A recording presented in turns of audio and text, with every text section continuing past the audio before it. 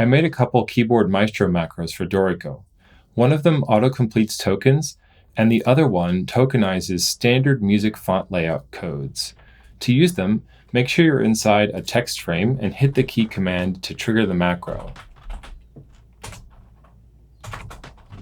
For flow tokens, some of them apply to the current flow, some apply to a specific flow, and some can apply to either. So flow title can apply to either, so you'll be prompted appropriately.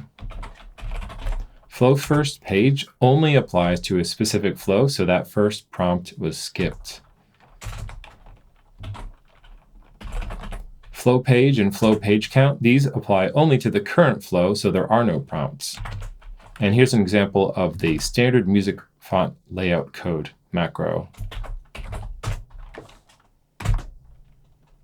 Of course, you can enter any of these using the right-click menu, but I find that once I got to know these tokens a little bit more, it's faster for me to just stay on my keyboard rather than switch back and forth to the mouse.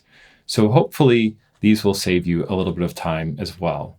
If you want to get these macros, follow the links in the description. Just make sure you have at least Keyboard Maestro version 8 to run them properly.